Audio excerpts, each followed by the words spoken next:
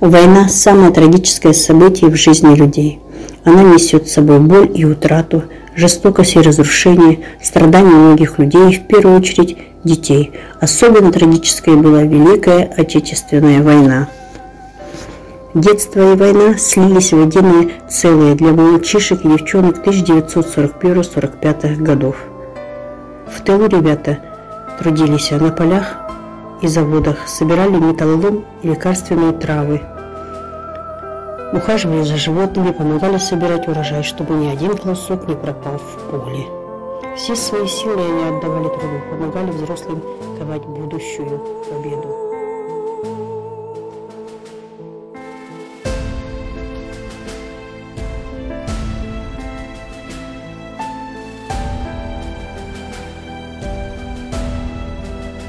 Дети героев вставали рядом с отцами и старшими братьями в шеренге бойцов. Отложив недочитанные книжки и школьные учебники, они взяли в руки винтовки и гранаты, стали сынами полков и партизанскими разведчиками, сражались с врагами повсюду. Это Марат Козей, Валя Котик, Леня Моликов и многие другие.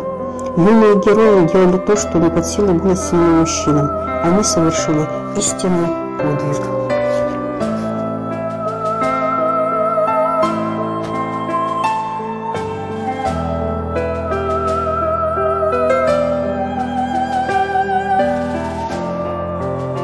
Мы храним в своем сердце признательность всем героям Великой Отечественной войны, отдавших все свои силы, а порой и жизнь за свободу нашей Родины.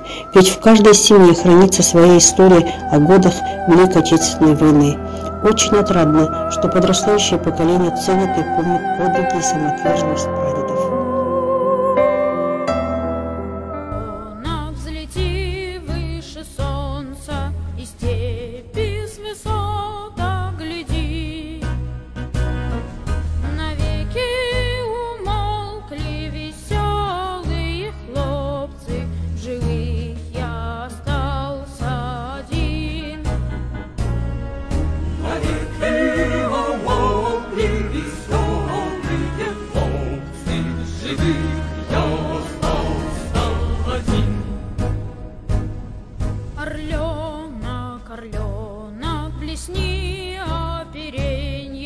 Собою затми белый свет.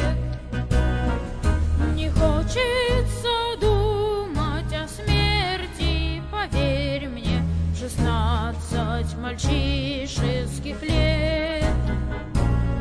Не хочется думать о смерти, поверь мне, 16 мальчишеских лет.